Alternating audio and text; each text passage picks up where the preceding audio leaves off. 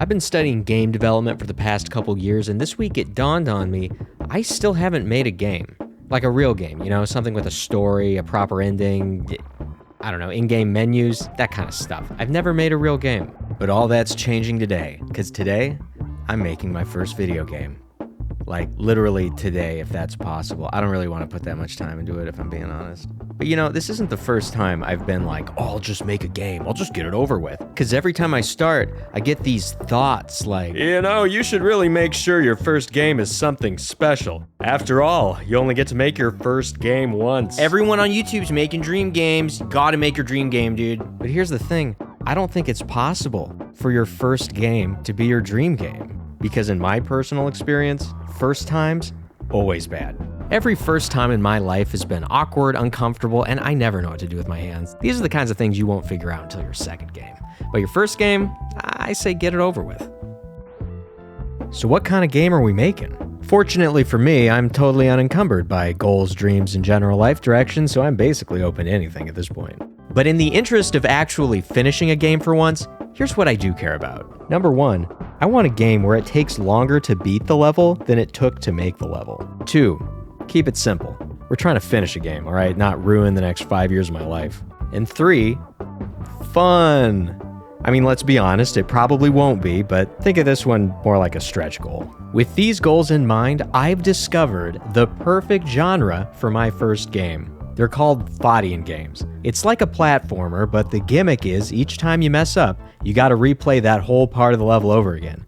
Sometimes you have to replay the entire game over again. See where I'm going with this? Huh? Now, most Fodian games revolve entirely around a single, novel movement mechanic. There are no enemies, upgrades, cutscenes, nothing. That's about as simple as it gets. And finally, God, I forgot. You know what? They're not fun. But I'll say this, 2 out of 3, for me, that's above average. That's not bad.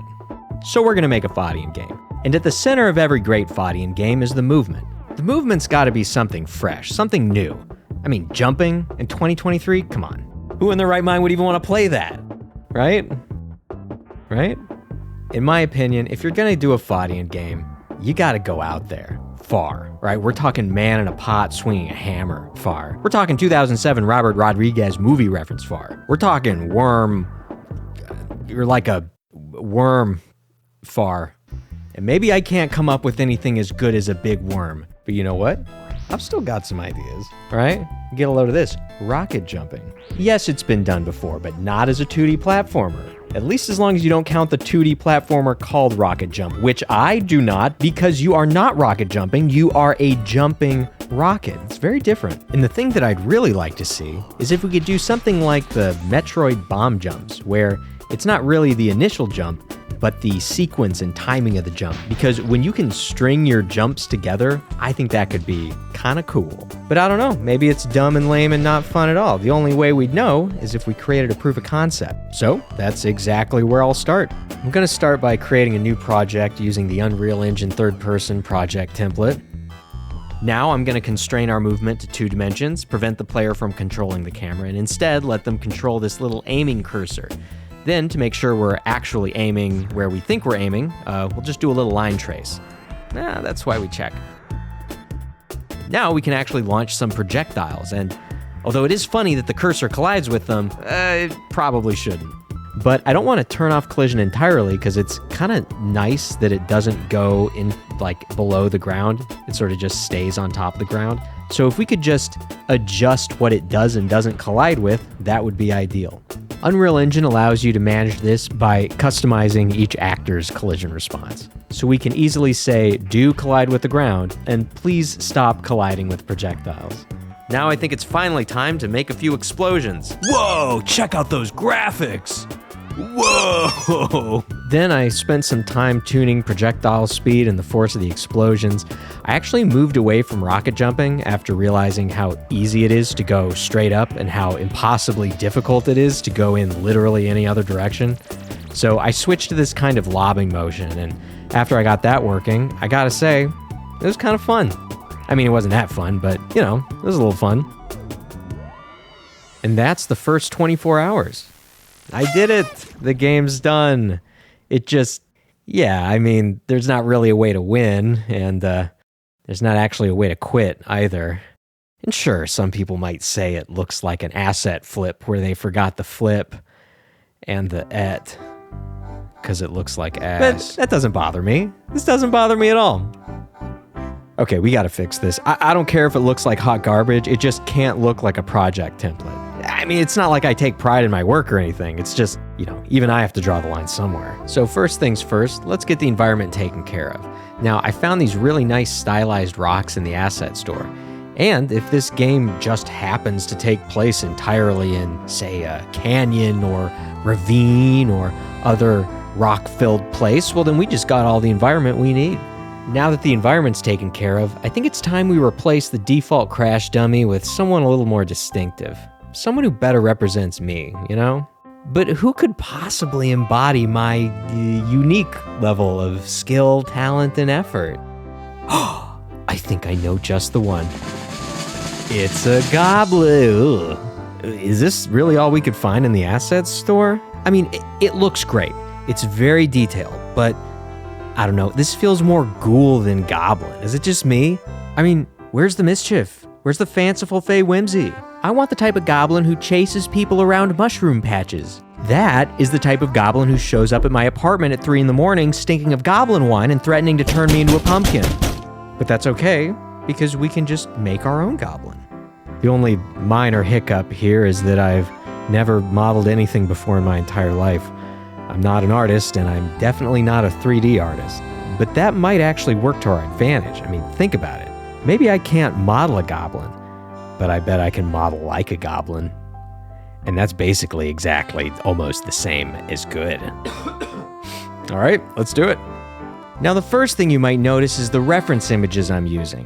These are from a cute little webcomic, which I neither own nor asked permission to use. Some people might call this plagiarism, but I think you'll find that our source material has disappointingly little influence on the final product. That's right, I'm actually not good enough to plagiarize. So instead of reference images, just think of them more like horrified witnesses. Now, I want to draw attention to my modeling technique. Professional 3D artists will emphasize the importance of clean topology, reducing points of intersection, they call them poles, and just generally creating smooth, flowing geometry. At least that's what the government wants you to think. See, me? I've broken the 3D modeling matrix. I guess you could say I'm a bit of a renegade. The government doesn't want you to know the real secrets of modeling. Just place a bunch of dots, connect the dots with lines, reptile aliens control the United States federal judiciary, and you're done. Yeah, it looks a little lumpy, but so what?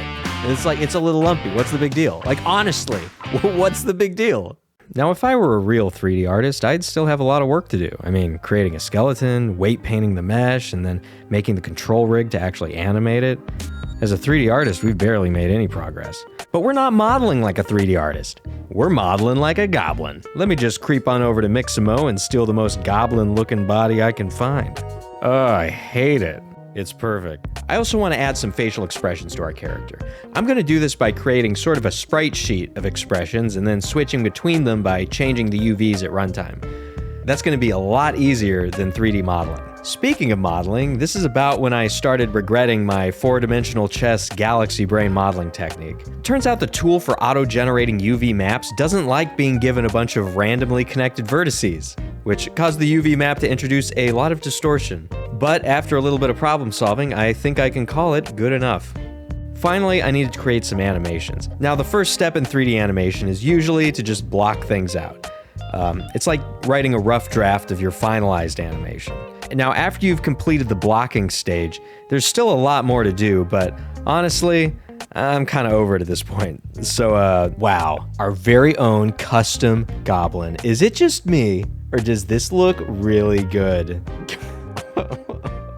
I don't even want to talk about how long it took me to make this. You know what? I'm just gonna lie. I'm gonna say this was day 2. And that's a filthy lie.